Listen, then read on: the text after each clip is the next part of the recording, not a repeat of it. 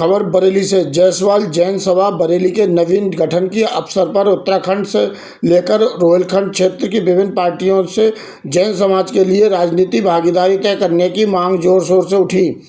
वहीं जायसवाल जैन सभा की महिला मंडल और बरेली क्षेत्र का गठन हुआ।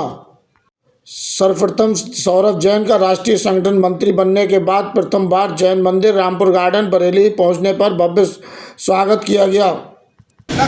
जायसवाल ही नहीं, सभी जैन समाज को संगठित करना, सामाजिक एकता को बढ़ावा देना और समाज के विकास के लिए नई योजनाएं बनाना है।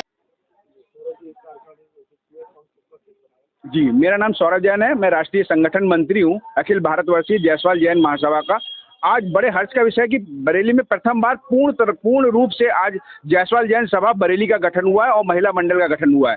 इसमें मैं सबसे पहले तो एक जो महत्वपूर्ण विषय है वो रखना चाहूँगा कि जैन समाज के लोगों ने सदैव समाज और देश के विकास में अपना बहुमूल्य योगदान दिया है। जैन समाज ने शिक्षा, व्यवसाय और हॉस्पिटल्स बनाना, पशुओं के लिए हॉस्पिटल्स बनाना, गौशालाएं, अर्थतंत्र को मजबूत करना आदि सामाजिक सेवाओं में महत्वपूर्ण योगदान दिया। लेकिन उन्हें राजनीतिक दलों द्वारा उचित प्रतिनिधित्व तो नहीं दिया जा रहा है। उन्हें केवल अल्पसंख्यक मोर्चे में शोपीस की भूमिका में वो रहते हैं।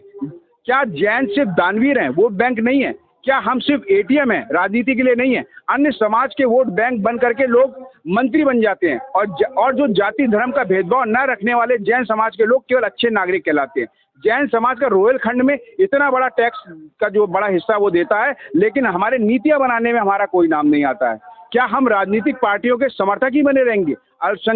अन्य अल्पसंख्यक समाज को तो टिकट दिया जा रहा है, आरक्षण दिया जा रहा है, मंत्रालय दिया जा रहा है, लेकिन जैन समाज सिर्फ अच्छे व्यापारी का ही टैग उसे क्यों मिल रहा है? क्या ये समानता है या ये उनका अपमान है? जितना योगदान समाज ने हमारे दिया है उतना प्रतिनिधित्व भी हमें मिलना चाहिए, हमारी मांग है।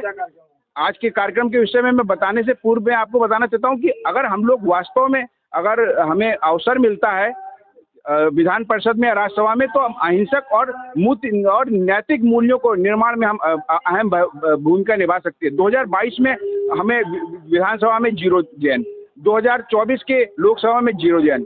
तीर्थ क्षेत्र रक्षण, सामाजिक, सांस्कृतिक, आध्यात्मिक काम के लिए कोई तो प्रतिनिधित्व चाहिए जैन समाज का।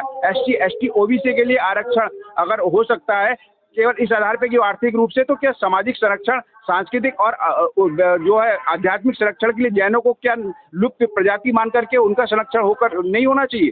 जैन समाज अपनी मांग कैसे हो जाए? विशुद्ध जैन जो है हमें मिल नहीं रहे।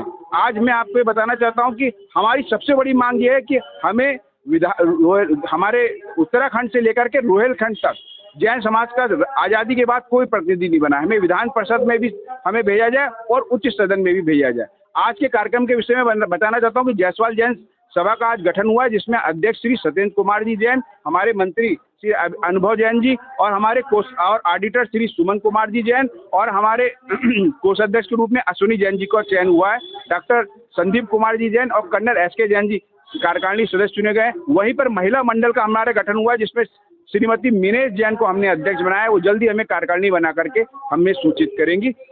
और मैं आपको बताना चाहता हूँ कि अल्पसंख्यक आयोग में क्रमिक रूप से क्यों नहीं किसी को अध्यक्ष बनाया? जैन समाज का को कभी भी अध्यक्ष नहीं बनाया गया। अल्पसंख्यक समाज में पार्टी के पिट्ठू नेताओं को तो आगे बढ़ाया जाता है, जैन समाज में पकड़ रखने वाले नेताओं को आगे नहीं बढ़ाया जाता है। शिखर जी, गिरनार जी और भोजशाला जैसी हमारे जो हमारे आध्यात्मिक केंद्र हैं उन पे कब्जे हो रहे हैं। तो इसकी मांग हम कैसे उठाएंगे जब तक हमें विधान परिषद में और राज्यसभा में जैन समाज के जनप्रतिनिधियों को नहीं बनाया जाएगा?